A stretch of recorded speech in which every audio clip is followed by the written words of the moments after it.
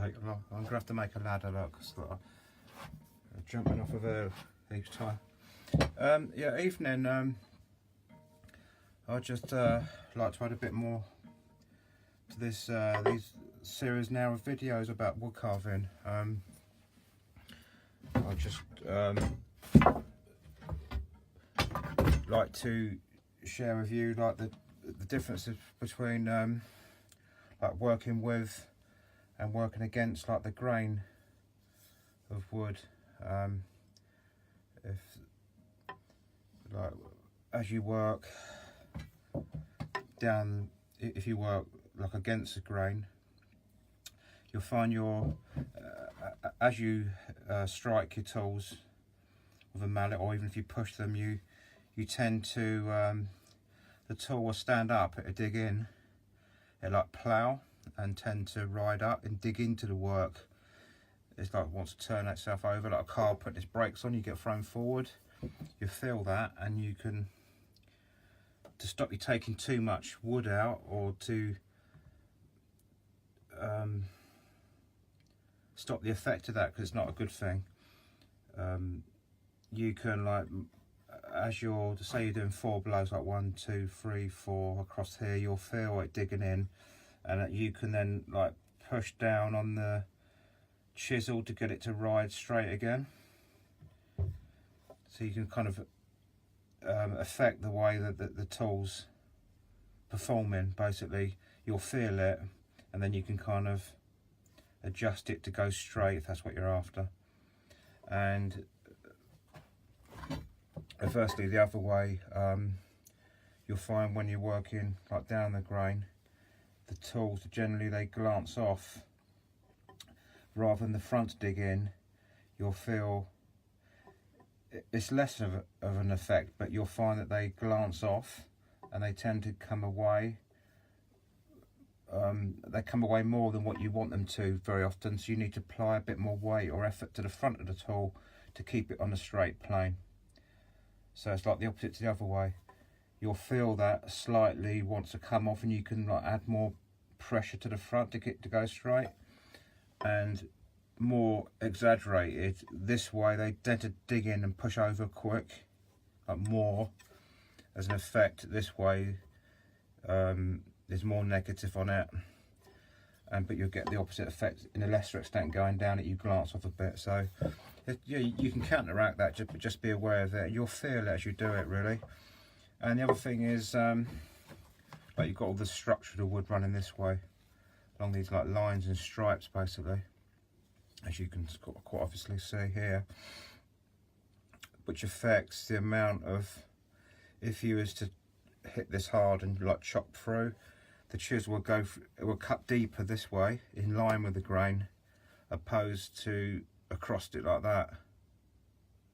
The wood's like stronger this way than what it is down, you know, like when you're splitting a twig or a piece of wood, it's like stronger one way than it is the other.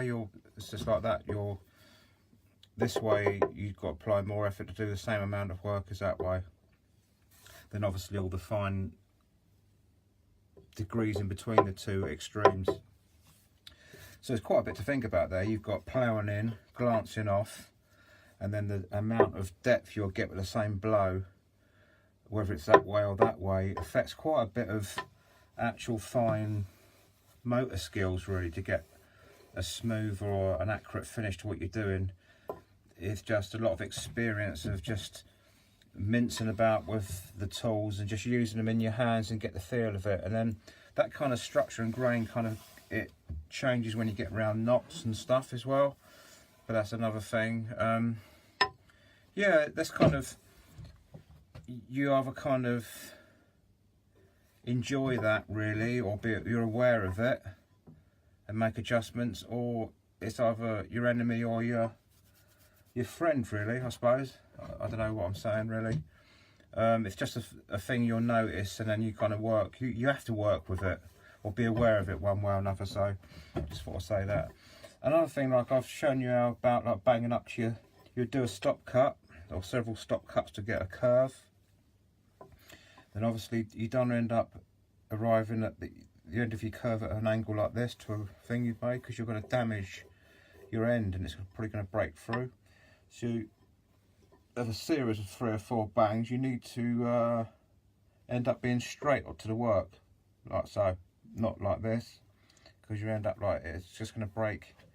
You're smashing up what you're trying to achieve, really. So yeah, just make that obvious.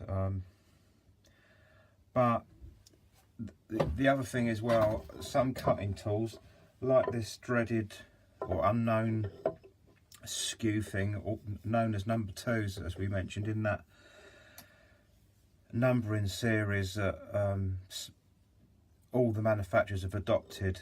So your number 2s with different widths of skews that we spoke about, that I don't know what they're for. Just be aware that they are at this skewed angle, is helping me to try and show you another thing, another like phenomenon with cutting tools, is they've got this like a parting off tool. It could be used, it's much like a cutting tool you'd use on a lathe at this sort of angle. What I'm trying to say is, I've just said that you don't want to arrive at the end of a stock cut crooked like this. Excuse me. But that doesn't rule out you coming over several taps, if you're using a mallet, towards the work and swirling round. You can come up like this and then end up at the right place. This kind of turning motion is much the angle that this thing has been designed at. Look, see, you've got that much is probably is helping the thing cut. Look, so you've got the angle is cutting downwards on, then also to that is coming at an angle as well. So that's, this skew is similar to what I'm saying here. You can as you're cutting, you can swirl these round and they kind of cut better. Like when you're smoothing, basically, you can I would generally, you can go both ways, but generally if you're right-handed, you kind of tend to go like this, swirl around, and they like just cut, kind of like, they just slice better.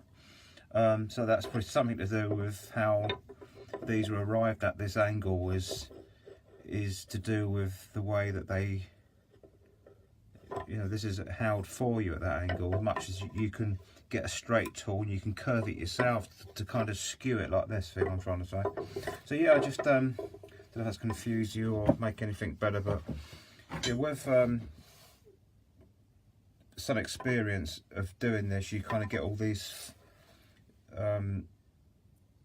little feedback to yourself about how to cut things and how just to get it to work best for you.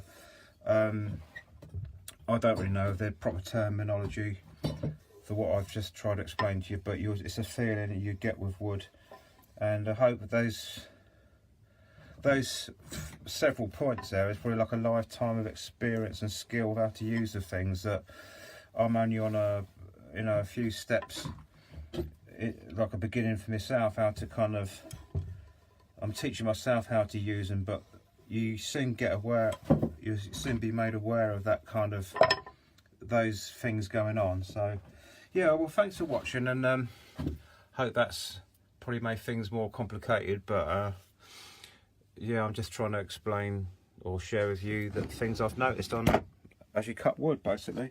So yeah, thanks for watching anyway. Cheers, bye.